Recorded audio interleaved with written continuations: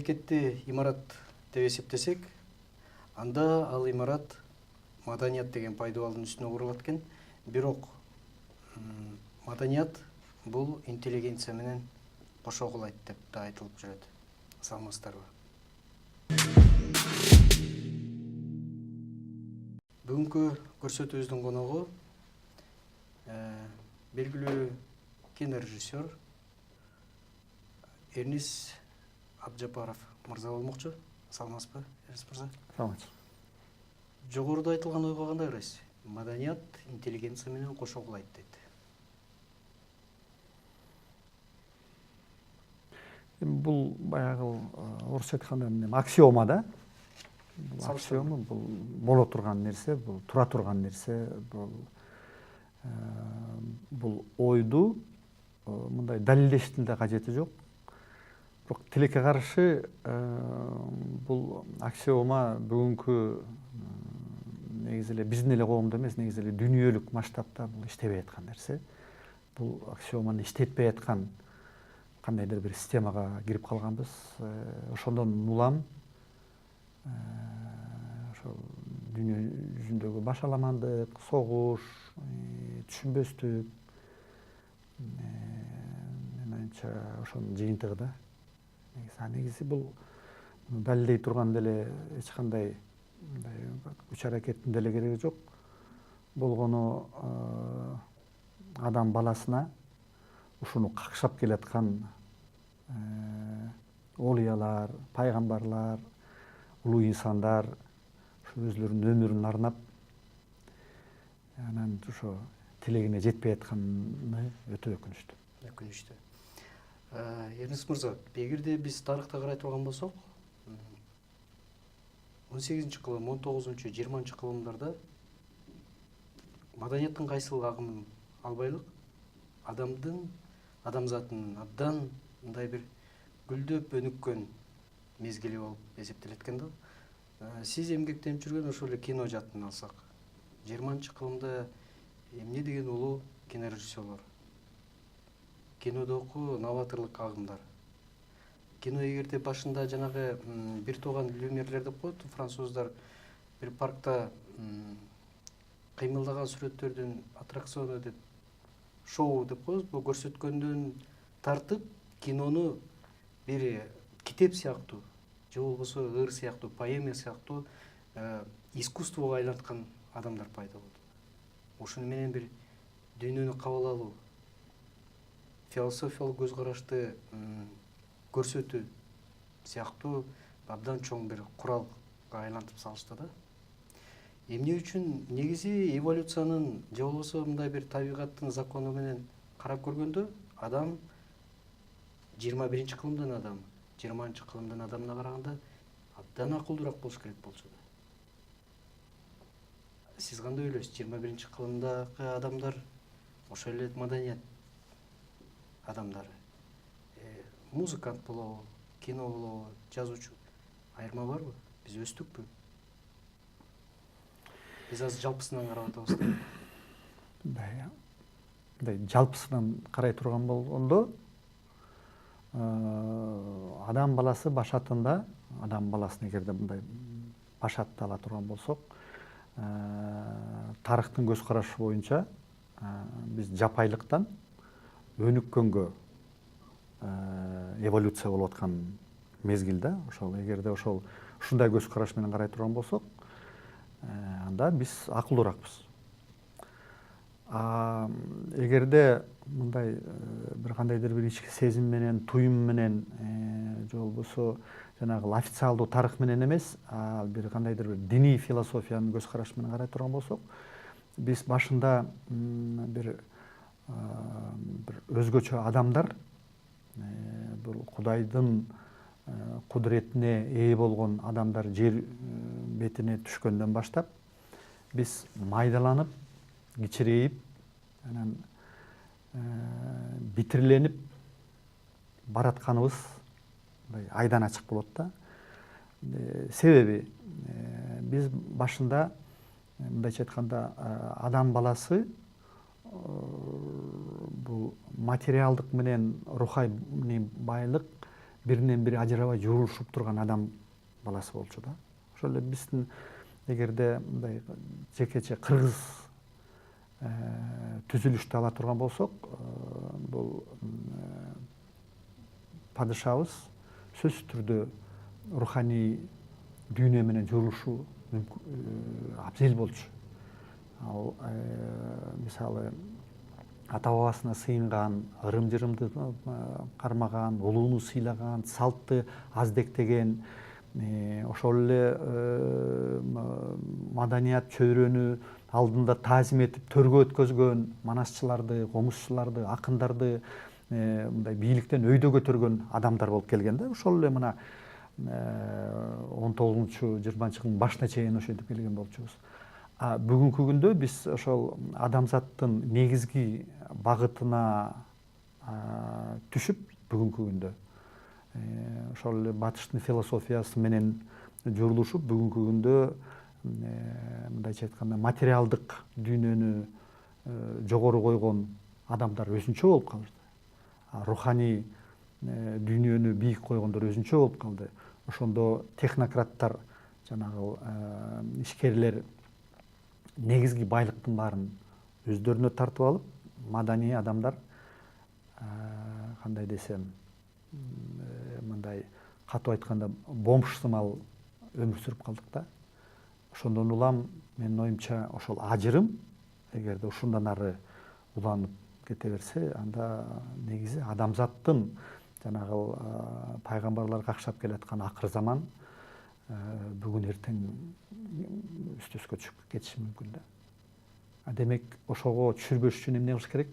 Биз кайрадан ошол эки жаат болгон адамдарды тең салмакка келип журулуштурушубуз керек. Мындайча айтканда маданий адамдарга материалдык шарт түзүп, ал эми жанагы технократ адамдарга руханий азыктантып, бир көөдөнүн руханий дүйнө менен толтуруш керек да. Менин оюмча бул азыркы замандын бирден бир талабы ушул. Эң чоң көйгөй. Көйгөйү албетте ошо көйгөйдөн чыккан талабы. Себеби эмне үчүн көйгөйү? Себеби сиз эсиңизде болсо 90-жылдар.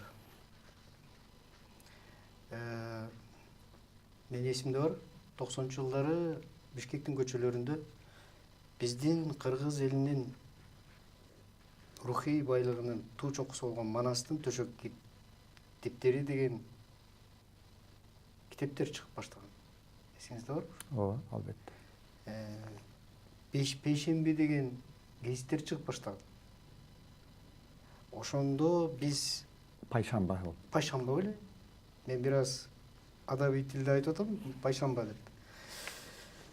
Ошондо биздин жанагы рухий жардылыгыбыз, биздин денебизге руханиятты, мындай рухий дүйнөбүзгө вирус киргендей убакыт болгон экен да. Ошонун жыйынтыгын биз азыр көрүп аткандайбыз. Биз сөзүбүздүн башында эмне үчүн ар бир мамлекеттин түзүмү бул пайдалуу маданият. Анан маданият эгерде куласа, бул интеллигенция менен кошо кулайт. Ошол маданиятты алып жүрүүчүлөр, ошол азыкты өндүрүүчүлөр бул интеллигенция болуп эсептелсе, азыр биздин интеллигенция кайсыл деңгээлде? Биз кыргыз немесине кайтсак да, дүйнө өзүнчө, бирок биз дүйнөдөн бөлүнүп кете албайбыз, бирок бизге көбүрөөк маанилүүрөөк бул өзүбүздүн кыргыз элинин, кыргыз мамлекетинин. Муну баягы жалпылап эле мындай жакшы жаман деп койсо болот. Эми мындай таспиктеп, изилдеп, ички эмне себептен ошол болду дей турган болсок, ал биз сөзсүз түрдө кандайдыр бир өзүбүздүн эле чөйрөнүн ичинен эмес, мындай кандайдыр бир жанагы чоң оюнчулардын кесепетинен улам чыкты деген ойго келесиң да. Анткени 90-жылдары эмне болду? 90-жылдар эмнеден келди? Ошол суроого эметсек, бүгүнкү күндө айтат, кээ бирөө айтат да, мисалы буну Акаев жасап койду. Андан тереңирээк алгандар айтып коет, муну Ельцин менен Шушкевич Кравчук жасап койду дейт. Же болбосо Горбачев сатып ийди деп айта беребиз. Ушинтип айта берсек болот. Негизги бул чоң программанын кесепети болчу. Биз кыргыздын көйгөйүн эч качан мындай ички, мындайча айтканда ич агарына чейин талдап биле албайбыз. Эгерде биз ошо тышкы күчтү эсепке албасак, биз эч качан чечмелей албайбыз. Биз бири бирибизди күнөөлөй беребиз. Анан ошондуктан мындай чындыкты биле албай калышыбыз мүмкүн. Ошондуктан менин оюмча муну кичине дүйнөлүк масштабка болбой эле кайрылбай кое албайм. Бул жерде жөнөкөй эле нерсе бар. Бул передел мира деп коет. Бул илгери империялар болсо, колониялар кылып туруп ошонун эсебинен жашаган болсо, бүгүнкү күндө эле ошондой. Бүгүнкү күндө эле ошол жанагы курал менен басып албаса дагы, жанагы акча менен, система менен, программа менен бизди кул кылып аткан күчтөр бар, күчтүү. Ошолорго туруштук бере турган маданият, туруштук бере турган бул салт, бул каада, үрп адат. Мен эмне себептен ушуну басым жасап атам? Анткени салт бул кылымды карыткан, элди сактаган формуласы да. Ошондуктан 90 жылдары эмне программа бизге кирди? Бул жанагы эгерде революция, коммунисттер ошол учурда революцияны эмненин негизинде учуратты? Бул жанагы империалистический капитализм деп коет да, монополистический капитализм. Бул бир чым-чым эле адамдар элдин байлыгын баарын тартып алып, анан калганын баарын кул кылып иштетүү системасын талкалашты да. Талкалап, бирок ошонун уландысы жакшы менен бүтө алган жок. Анткени өтө эле тегиз кылып салышты. Баарын эле мындайча айтканда вместе с водой выплеснули ребенка деп коет. Ошол жанагы тегиздөөнүн аркасында эмне деген гана инсандар ошону менен кошо курман болуп кеткен жок. Ошондон улам мен кичинекей эле немени келтирип коеюн. Лениндин новая экономическая политикасы ошону эсепке алып туруп, биз 21 жылдан 27 жылга чейин Советтер Союзу өнүгүү боюнча биринчи орунда болчу дүйнө жүзүндө. Ал эми жанагы империалистский капитализмдин башатында турган Америка болсо 27 жыл депрессияга түшүп калган, экономика иштебей калган. Ошол Лениндин политикасы дүйнө жүзүнө таасир этип, ошол новая экономическая политиканын апрельский тезистери пайдаланылып, Европада да, Америкада дагы ошо Лениндин социализми орноп калды. Рузвельт ошол менен Американы кайра оңдоп кетти. Бүгүнкү мына Европадагы Швеция, Финляндия, Норвегия деп атат, ошонун бүт баары Лениндин экономический политика менен иштеп атат. Ал эми Сталин 27-жылдан баштап коллективизация, анан жанагы бүт кулакка тартуу деген нерсени баягы бир колго алып, баарын кул кылып, анан бүт баарын тегиз кылып салганы биздин ачкачылыкка алып келди 30-жылдары, акыры алып келип туруп, ага карама каршы чыгарган фашизмди алып келди, 41-жыл дүйнөлүк согушту алып келди, анан негизи эле элдин жакырчылыгын алып келди дагы. Акыры ошондон оңолуп түзөлүп, ошондон арылабыз деп отуруп, ана 85-жылы биз кайра Лениндин экономикасына келдик. Анткени ошол учурда Кытайлар ошол Лениндин экономикасына кайра кайтып келип, бүгүнкү күндө мына өнүгүп атышат. Бизди 90-жылдары ошол өздөрү жашап аткан социализмден оолак кылып туруп, мурунку империалистский капитализмге келип туруп тыгып салышты. Ал эмне деген неме? Бир чым-чым эл бүт элдин байлыгына ээ болот, калгандары кул болот деген. Биз эми ошол балансты карманышыбыз керек бүгүнкү күндө. Баланс кармагандык эмнени айтат? Бул ар бир адам, ар бир инсан өзүнүн акыл эсине, күчүнө, кудуретине жараша ошончо байлыкка ээ болуш керек деген нерсе. Биз бүгүнкү күндө ошого жете албай атабыз.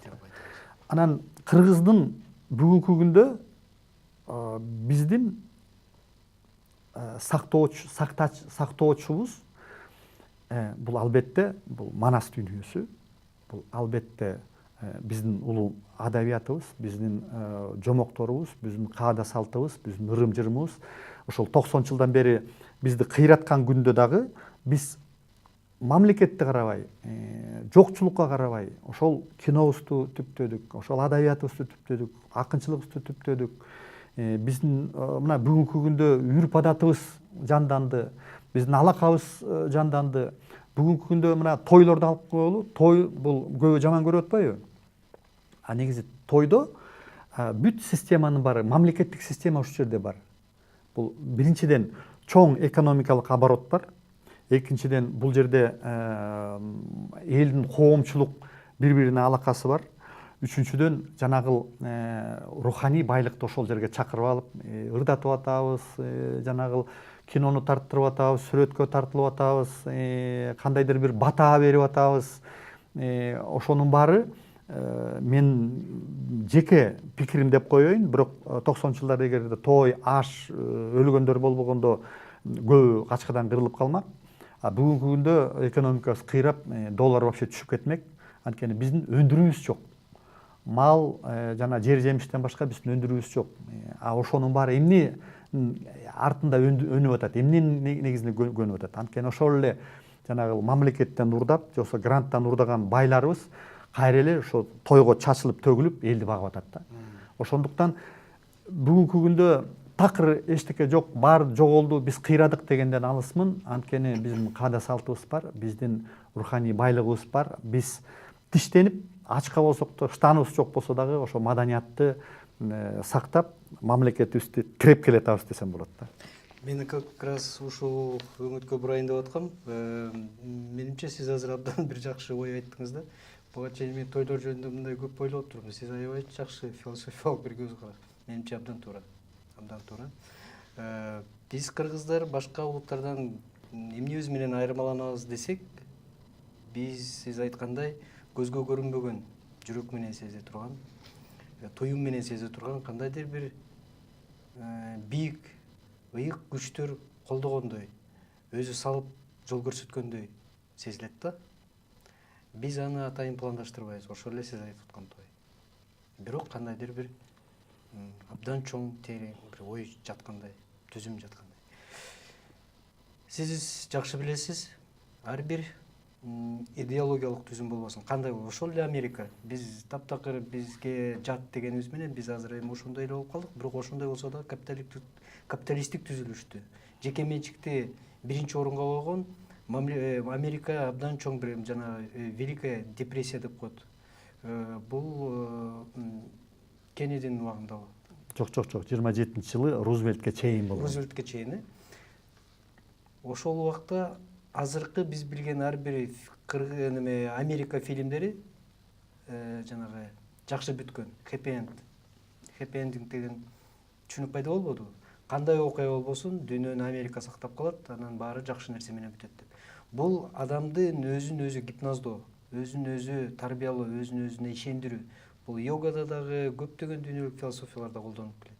Керек болсо абдан катуу ооруп аткан адам эгерде сен оорубайсың, сен жашайсың десе, ошого ишенип отуруп айыгып кеткен убактарда болот деп бизге түшүндүрүп беришет да. Менимче бул иштеп турат. Себеби ошол эле экинчи дүйнөлүк согушта дагы Сталин ындан өчүп турган солдаттарга биздин эле кыргыздын ошол сиз акыркы жолу эмгек кылып тарткан Саякбайды алып барып Манас айттырган эсибизде бар. Алып барып ырдаткан ырчыларды. Бул эмне дегендик? Бул баары бир маданият, руханият, адамдын өзөгү, стержени. Бирок ошону түртүп турган интеллигенция канчалык деңгээлде маданияттуу болуш керек? Негизи маданият адамдар маданияттуу болуш керекпи? Аябай жакшы суроо бердиң. Анткени маданият чөйрөсүндөгү адамдар дагы бар, маданиятсыз. Андай көп. Эмче кездештирип жүрөбүз кетеги. Анан караманча мисалы учурунда биздин политехникалык институт ошол маданияттуулугу менен Советтер Союзуна таанымал болчу да. Анткени бул жерде жанагы факультет общественных профессий деген катуу иштечи.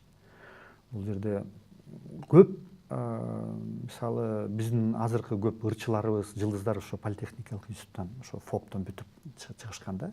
Ырчылыкты, комузчулукту, мен да учурунда ошо комузду ошол жактан үйрөнгөм. Өзүм политехти окуп алсам дагы ошо барып ошол жерден аралашып калгам. Ошондон улам билем да.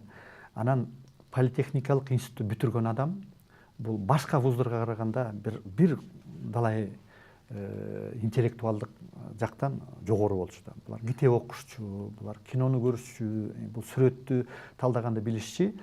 Ошондо Журавлев деген ректор эле. Анан муну менен эмнени айткым келет? Ошол эле учурда биздин ошол искусствого мындай тарбиялай турган вуздар көбүрөөк мындайча айтканда пара менен алек болуп, анан мындай кандайдыр бир бутуна тура албай өзүнүн кадыр баркы жок болчу да. Бул ошол маданиятты өстүрө турган биздин чөйрө, маданиятты өстүрбөй эле тетири ошол техникалык жакты өстүрө турган чөйрөдө маданият көбүрөөк болчу да. Демек бул жерде маданият министрлиги болсо эле маданият болуп кетпейт экен деген сөз да. Бүгүнкү күндө биздин маданият министрлиги, мен министрлерге эч кандай сөз тийгизим келбейт, ишкерлерге тийгизим келбейт. Просто жөн эле структурасын айтып кетем да. Бул өкмөттүн эң кереги жок, мындай таштанды, мындайча айтканда ошо өкмөттүн көйгөйүнө тийген бир кандайдыр бир структура. Анткени аларга акча бөлсөң аткат эч качан келбейт. Алардан деги пайда көзгө көрүнбөйт. Ошол анан дагы мындай болуп атат да. Мына маданият аркылуу каржыланып аткандан деги эле көрүнүктүү эчтеке чыкпай эле ошол учурда маданият өзү менен өзү өсүп атат да. Маданият структурага тышкары эле ошол эле ырчыларды алалы, ошол эле кинону алалы, же болбосо ошо артисттерди алалы, маданияттан каржы албай эле өзүнөн өзү өнүгүп атат да. Бул эмнени айтат? Бул демек маданиятты көтөрө турган структура менен маданияттын өзүнүн айырмасы чоң экенин белгилейт да. Демек бул жерде биз эмне кылышыбыз керек? Маданият министрлигинин вазипасын өзгөртүшүбүз керек. Демек маданият министрлиги маданият кызматкерге айлык төлөгөндүн ордуна бул жанагы МВД, КГБ же болбосо биздин жанагы коопсуздук кызматтын функциясын аткарып, өкмөттү, президентти, министрлерди, коомду көзөмөлдөш керек. Канчалык деңгээлде алар маданияттуу же маданияттуу эмеспи? Эгерде маданияттуу эмес болсо, мисалы бир министрлик ошол эле акчаны кандай алып атат? Маданияттуу алып атабы? Же маданиятсыз алып атабы? Маданияттуу деген эмне? Бул арасында ыйман бар, арасында кандайдыр бир адеп бар. Ошол адептүү пайдаланылып атабы же адепсиз пайдаланылып атабы? Ошол чөйрөнүн канчасы театрга барып атат, канчасы киного барып атат? Мисалы акыркы жылдары мен мына театрга барганда биз дагы өкмөттүн кишисин көрбөйм, бийликтин кишисин. Же театр опера балетке барбайт, же премьерага барбайт. Жада калса мына эми биздин мамлекеттик деңгээлде курманжандатканга президентибиз келген жок. Руханий дүйнөнү ачып аткан Саякбайга жада калса премьер-министр келген жок. Бул эмнени айтылып атат? Демек биздин бийлик маданиятсыз экенин айтып атат. Демек ошол маданият министрликке ошондой бир чоң вазипа жүктөлүш керек. Ал маданияттуулукту көзөмөлдөй турган бир органга айланыш керек. Ошондо анан жалпы маданият ошондо анан өсөт да, менин оюмча. Бул эми интеллигенция, анан мындай дегенде биз кичине туура эмес жакка кетип калабыз да. Ооба, туура.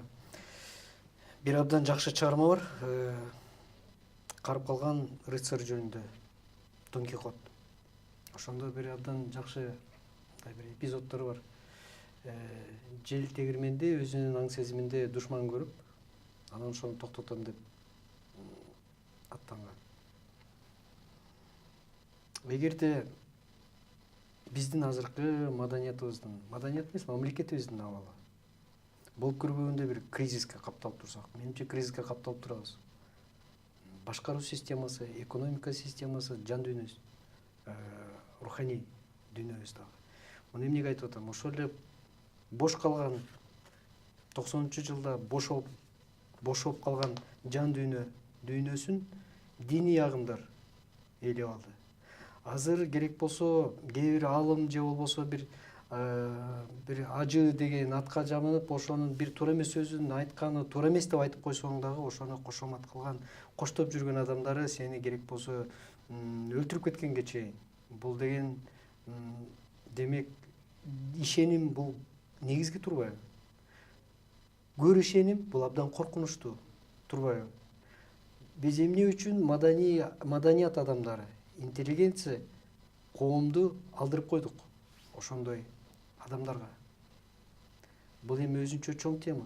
Бирок мен жана Дон Кихотто эмнеге айтып атам? Сиз ушунун баарын түшүнүп туруп, ушунун баарын көрүп туруп, сиз акыркы жолу чоң кино тарттыңыз, Саякбай деп, Саякбай атабыз жөнүндө.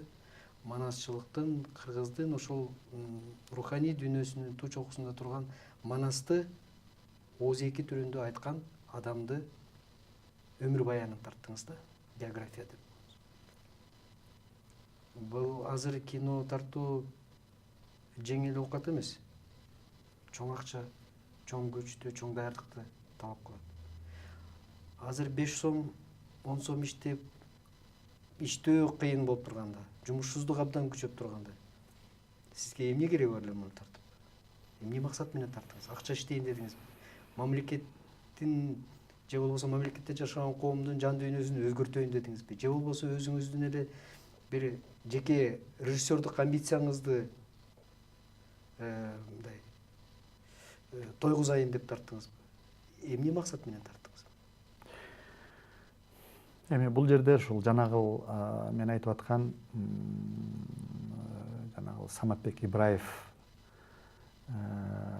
каржылаган продюсер, ошо Манасчы фонддун президенти, жана ошону мындайча айтканда сүрөт жанында жүрүп үгүттөгөн ошо Болот Берикбаев, Нурбек Айбашев, анан Манасчылар тобу, ошолордун каалоо тилеги менен менин мүмкүнчүлүгүм, менин бир кандайдыр бир жөндөмүм төп келишип калган да.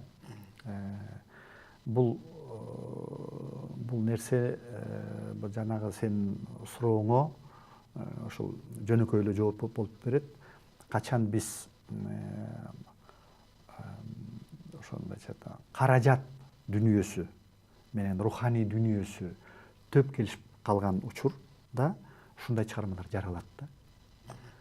Ал эми эгерде ошол каражат өзүн дагы каражат алып келе турган чөйрө менен кете берсе, руханий болсо ошол өзүнчө бөлүнүп алып эле ошол өзүн өзү азыктанып, өзүнөн өзү өнүгүп ошол ажырым пайда болот да. Бул Саякбай тасмасы бул мамлекетке көрсөткөн үлгү. Кандай болуш керек? Анан жанагы мен болбой эле жанагы биз Саякбай, Манас дүнүйөсү, анан дин деп атпайсыңбы? Мен ошол жөнүндө кичине токтолуп келгим келет. Анткени аябай орчундуу маселени козгоп койдуң. Бул жерде биз ошол жана Саякбайды тартып атканда, бул советтик учурда тартылып болгон Саякбай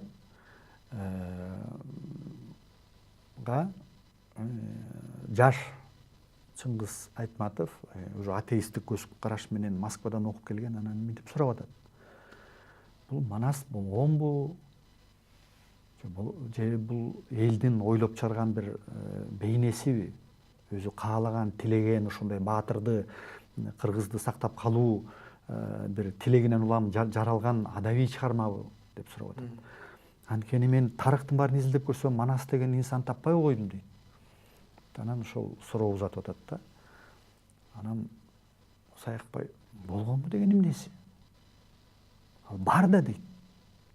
Эгерде Манас болбосо мен кантип жана өзүңөр жазып алган 600 000 сапты төбөмөн куюлуп ошонун баарын айтып берейин.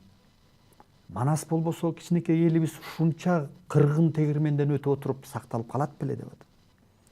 Манас болбосо мен тиги панфиловчуларга айтып алып ошол кичинекей бир топ жанагы немистерди коргоп Москваны коргоп кала алат беле деген көп далилдерди кетирип атат да. Манас болгон үчүн ушул биз келе атабыз да. Манас болгон үчүн биз мамлекет куруп алдык да. Анан Манасты бар деп айтуунун далили толуп атат да. Анан дагы бир нерсе, биз жанагы атеисттик көз караш деп коюп, анан дин кызматкер бүгүнкү күндө дин маселеси чоң көтөрүлүп атпайбы? Ошо дин маселеси келип бизди колдогондун ордуна атеисттерге каршы бизди кошо пайдаланып чогуу атеисттерге каршы күрөшкөндүн ордуна Манасты жокко чыгарып атышат. Манас жок, Манаска ишенбегиле, ал ширк, мазарга ишенбегиле, салтыңарды койгула, мына жалаңына Куран турат, Мухаммед пайгамбарыбыз барат, андан башка сыйына турган Аллахтан башка эч ким жок деген бул вирус ой жүгүртүү да. Бул вирус бул Куранга да эч кандай тиешеси жок вирус. Бул Мухаммед пайгамбарга да эч кандай тиешеси жок вирус. Бул Алла Таалага дагы эч кандай тиешеси жок. Бул адамдын башын айланта турган вирусту бизге атайын сээп кеткен да. Ошол бүгүнкү күндө өнүп өсүп руханий дүйнөбүздү талкалап аткан учур. Анткени өтө көп жаштар, өтө көп мына жада калса мына кичинекей эле мисал өткөндө бирөө айтып атат, ошол бир 15-16 жаштагы бала капырларды өлтүрсө бейишке түшөт турбайсыңбы деген суроо узатып атат. Бул вирус да, бул кандай? Бул Мухаммед пайгамбар антип айткан эмес да.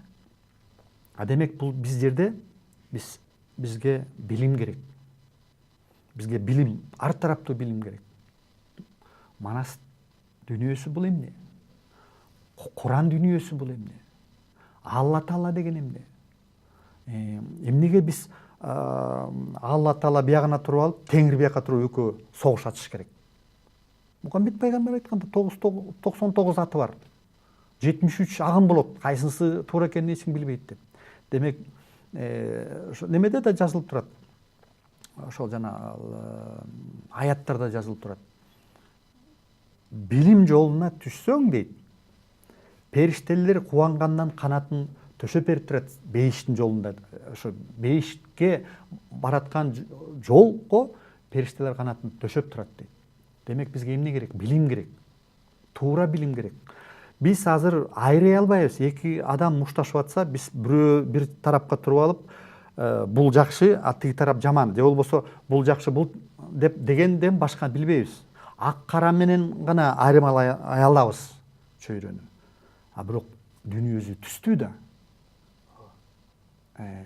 Биз ошол үйрөнсөк, эки урушуп аткан адамдын бул адамдын жакшысын жаманын айрай алсак, бул адамдын жакшысын жаманын айрай алсак, ошондо экөөнү сүйлөштүрүп, экөө биригип өздөрүнүн жамандыгын басып жакшысын алып чыга тургандай деңгээлге жете алсак, менин оюмча эч кандай саясий кыргын да болбойт, эч кандай революция да болбойт, эч кандай коррупция да болбойт, эч кандай салгылаш да болбойт.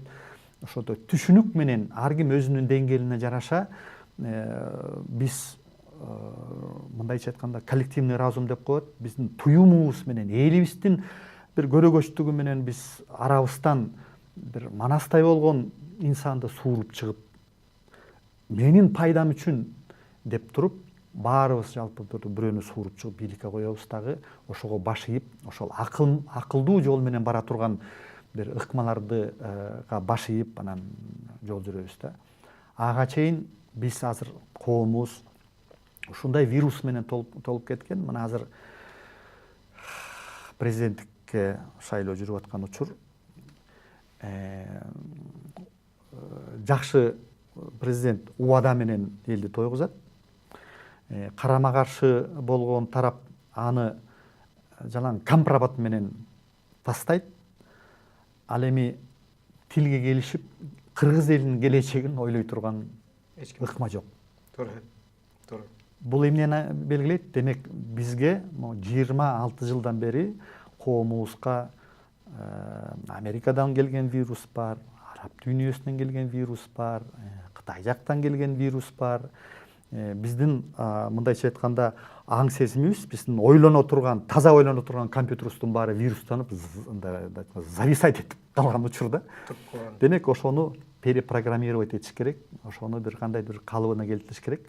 Аны тазалай турган бул жалгыз маданият, жалгыз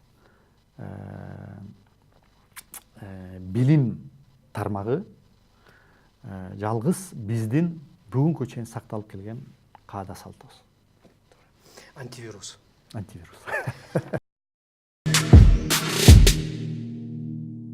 Энис мырза, мен билгенден сиз көлгө кетип калыптырсыз, көлдө жашайт экенсиз.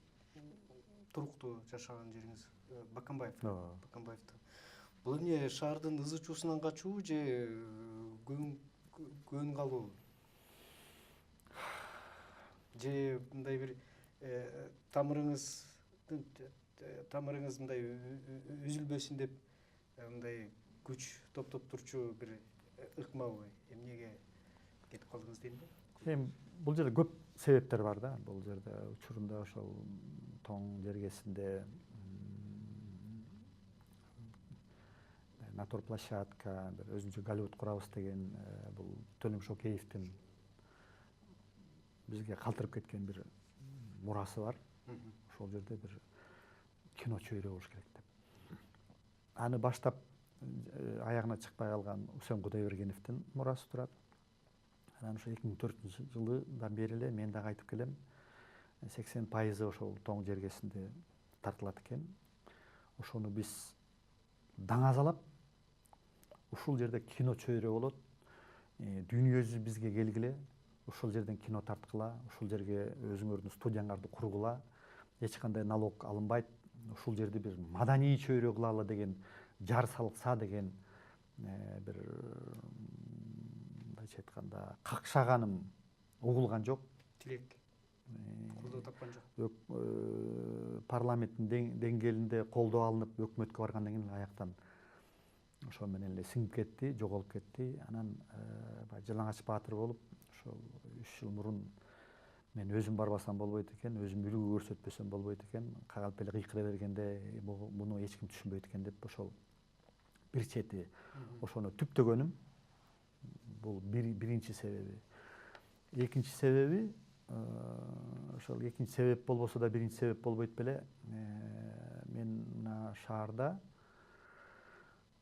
ошо 88-жылы келген экенмин. Ошо үйлүү жайлуу болуп алып келип, ошо кино чөйрөсүнөн кирип, ошондон бери мындайча айтканда көп жакшылыкты көрдүм, көп кыйынчылыкты көрдүм.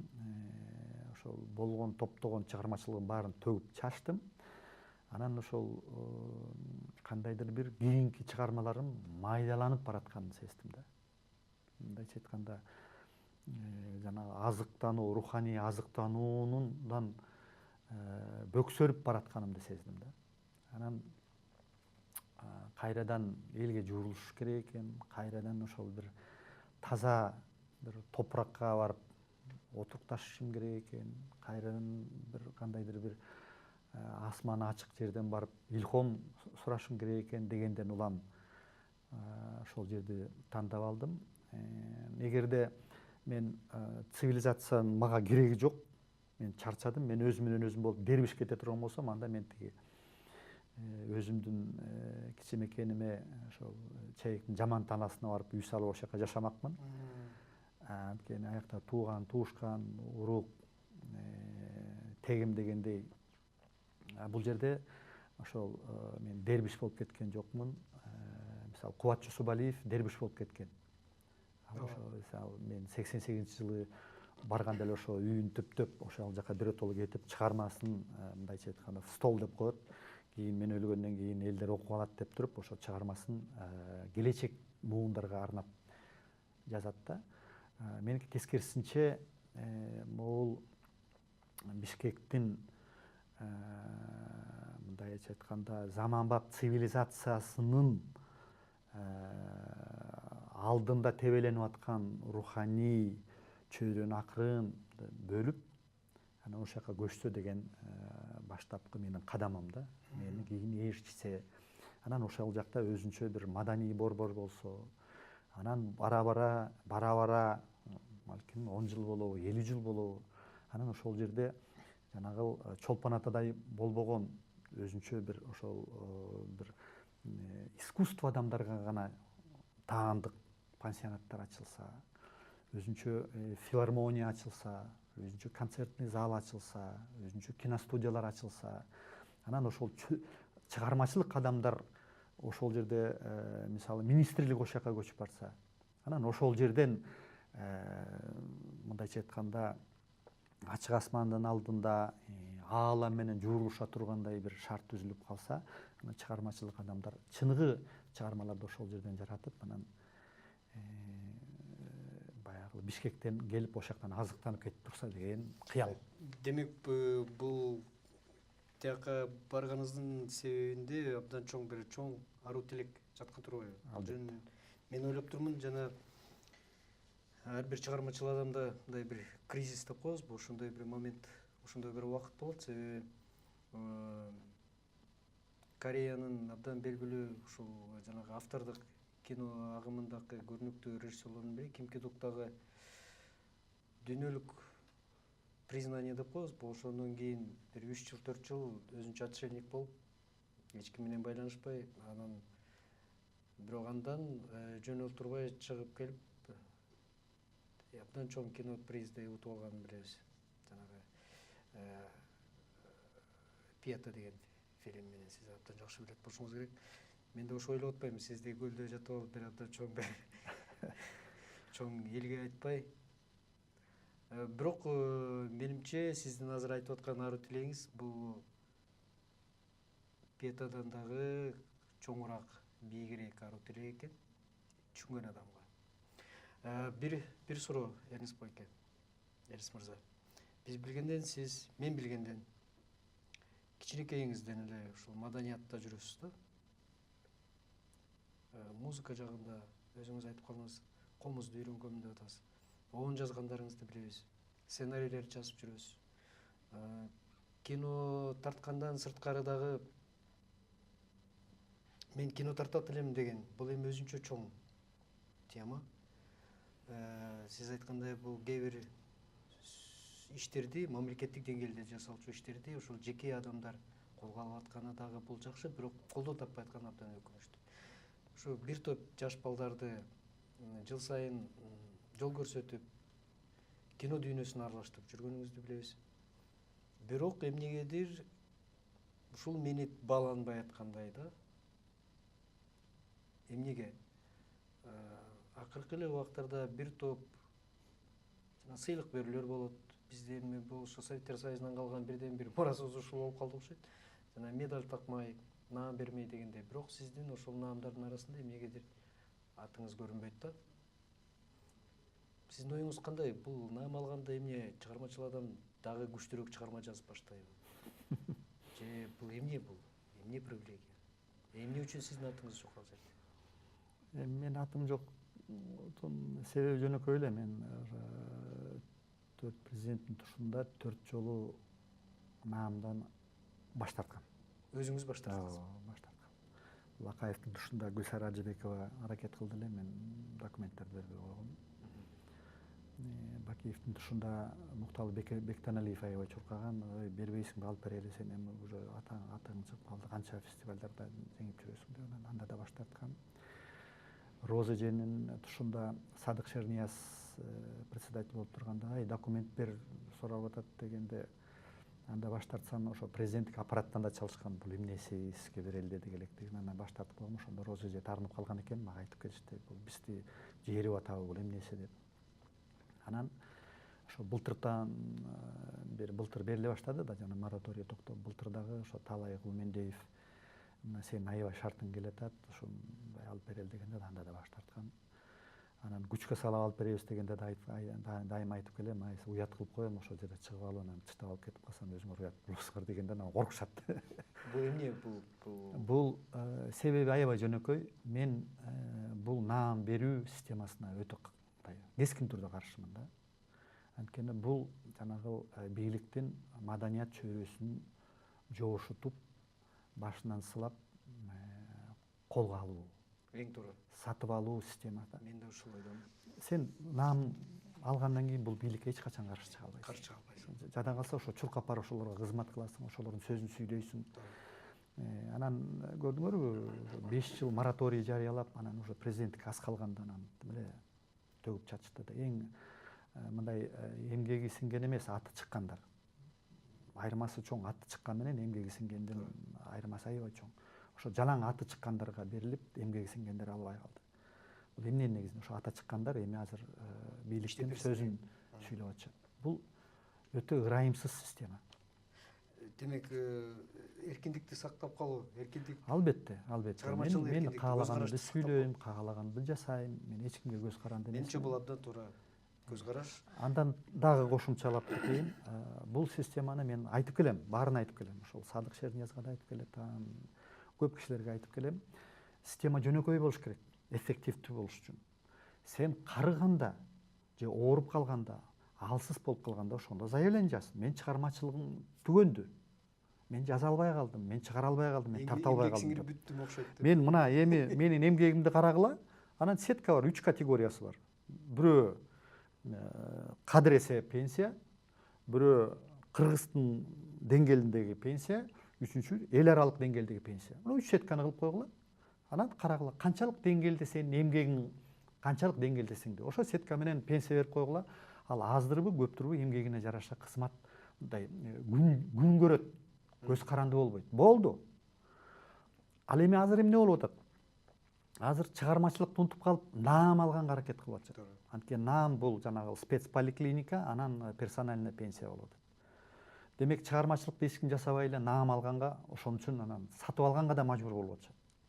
А бул жерде болсо жаштар, ой, мага эрте дагы пенсияга чыгыш. Мага наам алып беришсе, мен көбүрөөк чыгарманы чыгарайын. Мен дүйнөгө дүңгүрөтө турган ырды чыгарайын. Дүйнөдө дүңгүрөтө турган тасма тартайын. Ошондо мен карыганда, ишим калбай калганда, ошондо мага татыктуу пенсия болсун деп туруп, элдин баары наамды ойлобой, чыгармачылыкты ойлоп калмак. Ушул системаны киргизе албай келатам да. Бул абдан жакшы ой. Бул абдан жакшы ой. Себеби мен кээде мен да ойлоп калам, эгерде Роберт Де Нироны Американын эл артисти десек, кантип угулмак эле депчи. Бирок биз билебиз, Роберт Де Ниро наамы жок деле Роберт Де Ниро. Элис мырза, мен сиз эсимде бар, студент кезгетте мен ошондо кино школада окучумун, кино мектепте, искусство институтунун алдында. Бир премьера болот дегенден киностудиянын, по-моему, менимче жана кино көрсөткөн залында сиздин киноңузду көрсөтүшкөн да, Таранча деген кыска метраждуу фильм болуш керек эле. Мен ошондо көрүп абдан таң калгам да, кинону көрүп. Абдан жөнөкөй, бирок абдан менин көз карашымда философиялык ойго бай. Адамды ойлонтконго, орусча айтканда заставить эткен, түрткүлөгөн чыгарма болчу. Анан азыр өзүңүз сөзүңүздүн арасында айтып баратасыз, айтып кеттиңиз, мен эстеп калдым, майдаланып бараткандай болуп атам депчи. Сиздин бул кино тартуу багытында сизди көбүрөөк эмне ойлондурат? Акча табуу жагыбы же сиздин өзүңүздүн дүйнөгө болгон көз карашыңызды таңылоо, көрсөтүү, таңылоо эмес, көрсөтүү. Кайсыл сизди көбүрөөк ойлондурат, кайсыл сизге көбүрөөк багыт берет? Кайсыга сиз көбүрөөк жетеленесиз? Мен негизи ошол башынан баштап, кыясы ошол бүгүнкү күндөргө чейин болсо керек, бизди ушундай тарбиялап коюптур да, мага акчанын кереги жок деген тарбия менен. Мен мына чыгармачылыгым болсо эле болду. Мен ушинтип ойлоп келгем, мага кино эле болсо болду. Кино жаатында гана эмгектенем деп, ошо 5-класстан баштап эле ошол киного баш отум менен кирип, мен Айыл өкмөтүн 43 жашында тарттым. Мындай элге таанымал тасманы. Эми 32 жашымда кыска метраждуу кино менен ошо жана Таранчыны мен 33 жашында тарттым. 35 жашымда ошол фестивалга барып жарыяланды. А бирок мен 12 жашымдан баштап кино эңсечимин да. Эми ошо 20 жыл бою мен кандай күндөрдү өткөргөнүмдү элестетип көр, эңсегениңе жете албай жатканыңды. Анан бүгүнкү күндө бир нерсени түшүндүм да. Кино бул жөнөкөй эле ыкма экен. Ыкма сен элиңдин бир бурамасы экенсиң. Сен өзүңдүн ошол бурамаңды жакшылап бекитип, жакшылап жеткизип, жакшылап бурасаң, ошондо сен өзүңдүн максатыңа жетесиң. Мен ошол бураманын эле тегерегинде жүргөн экенмин. Азыр болсо ошол бүт өткөн жолумду карап көрсөм мен азыр ошо ой жүгүртүүм ошол бурамадан өйдөрөөк чыгып, бүткүл машине кандай иштейт деген деңгээлге жетип калып турмун да. Анан ушул бураманы жакшы бура алыш үчүн ал майланып туруш керек да. Ал жанагы резбалар деп ойлойм, резбалары так болуш керек да. Мындайча айтканда ыңгайлуу болуш керек да. Мындай сапаттуу болуш керек. А сапаттуу болуш үчүн, мисалы менин тасмам сапаттуу болуш үчүн ошол тасмага көп акча керек. Бир киночулар болсо биз бир кызматта иштебейбиз да. Айдын аягында айлык алып анан үй бүлөңдү багат. Же болбосо сен барып бир дүкөн ачып коюп ал жерден албайсың да. Сен бир топ жыл бою ойлонуп отуруп, анан чыгарманы жаратат экенсиң. А ойлонуп аткан учурда балдарың ачык отурат экен да. Демек ошо бурама датпасып калат экен. Ошо датпаш үчүн жана мен айткандай да, баланс болуш керек экен. Үй бүлөң курсагы ток болуп, балдарың мектепке барып, анын келечегине санаң тынч болсо, сен чыгармага дагы убактың бөлөнөт экен. Ошол нерсени түшүндүм. Жана бүгүнкү күндө албетте кино тартарда же болбосо фестивалга бараарда мен айтам, жолумду төлөгөлө болбосо барбайм дейм. А башында карызга эле кетип калыпсың да. Эчтекени ойлобой. Же болбосо кино тартканда мына 3 кино үйүңдү залогко коюп алып кинону бүтүргөн күндөр болду да. Ошол нерседен көрсө бул зыян экен. Биринчиден өзүңө зыян, экинчиден ошо өзүңдүн кесибиңе зыян. Ошо жанагы майдаланып кетти деген, чала була чампаланып тартылган тасмалар, өзүм алымсынбай аткан тасмалардын баары ошол мага акчанын кереги жок, мага шарттын кереги жок, мага үй бүлөнүн кереги жок, мен кино менен эле алек болом деген бул жанагы жаңыдан жол баштап атканда бул сөзсүз түрдө керек экен. Анткени чуу деп эле келе калып эле акча талап кылсаң, чыгармачылык талаада калат экен. А бирок бир кандайдыр бир деңгээлге жетип алгандан кийин андан өйдөрөөк чыгып, дагы түрткү болуш үчүн кичинекей мындай көп эмес, ошол биртке шартты талап кыла турган бир каражат сөзсүз түрдө керек экен. Бул бир нерсе. Ал эми жанагы Таранчыны айтып кетпедиңби, Таранчы? Таранчыны көргөндө актан мынтип айткан, сен мындай тасманы дагы келечекте жаратасыңбы, жаратпайсыңбы, мен билбейм деп туруп суктанган да.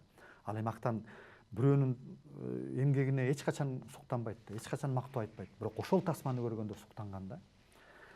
Анан эмнеден жаралган ошол тасма? Ошол 10 мүнөттүк тасма. Ошол тасма жанагы 20 жылдык күйүттөн суурулуп чыккан. Ошол мен киношколада, ГИКте окуйм деп зарланып окубай калсам дагы жайнаган китептерди окугандан, жайнаган кинолорду көргөндөн, жайнаган акыл насаат уккандан, анан турмуштун сыгылып келген бир кандайдыр бир өзүнчө бир мындай каймагы десем болот да. Анан чын чанына келгенде андан бери уже балирайтып тартып келатам да. Тартып келатам. А жанагы Таранчыга болгондой өкүт, күйүт, зарлоо эми жокко эсе болду да. Анан жанагы мына Саякбай тасмасын мен чын-чынына келгенде менин бардык жерден айтып кетем, бүгүнкү күндө чыгармачылыктын туу чокусу деп айтам. Балким ошо Таранчыңа деңгээлине жетти деп эсептейм. Эмне себептен? Анткени бул жанагы бир чети ошол жана тоң жергесине көчүп баргандым болду. Ошо көчүп барары менен эле Саякбай атабыздын 120 алдыгы ошол жерде болду. Эгерде аякта болбосо мен билбей калмакмын. Ал жарыяланган жок, эч ким уккан да жок. Ошо ак өлөңдө болду, барып аралашып калдык, эстеликтерин катыштык ачылышына. Ошол элдер менен журушуп барып анан Саякбайды алдык. Мына барганда 5 сценарий жазылды. Анын баары көрсө, ал менин жеке чыгармачылык сыгылып чыккан каймак эмес. Ошол чөйрөнүн, ошо айлананын, ошол Манас дүнүйөсүнүн, Саякбайдын өмүр баянын, Чыңгыз Төрөкуловдун чыгармаларынын баягы өзүнчө дагы кинодо чагылдырыла элек менин бир башка көөдөнүндө жаткан башка дүнүйө суурулуп келип туруп анан Саякбай чыкты да. Демек, ар бир чыгарма чыгыш үчүн ал бир артында дүнүйө болуш керек экен, өзүнчө аалам болуш керек экен. Ошол нерсе анан сенин жүрөгүңөн өтүп, анан бир кандайдыр бир бүтүмгө келип, анан бир формага айланып, анан материалдаштырылат да. Ошондой эле. Менимче сиз менен ар кандай темада кызыктуу сүйлөшсө болот да. Себеби эгерде кино кызматкерлеринин интеллигенциянын өкүлү катары алсак, менимче азыр интеллигенцияда эң эле кызыктуу баарлашууга мүмкүн болгон адамдар бул кино жаатындагы адамдар. Сиз билинбей атып эле, биз азыр сөзүбүздүн баштагандан бери 1 саат убакыт өтүп кетти окшойт. Мен азыр дагы бир топ сөздөрдү, суроолорду биз бир күн кечке сүйлөшүп отурганга мүмкүнчүлүк бар, бирок эфирдин убагы мүмкүнчүлүгү жок да. Ошого оюңуз менен бөлүшкөнүңүзгө рахмат. Менимче алдыда дагы көп баарлашабыз деген оюм бар, себеби биз сүйлөшчү дагы көп сөздөр бар деп ойлойм.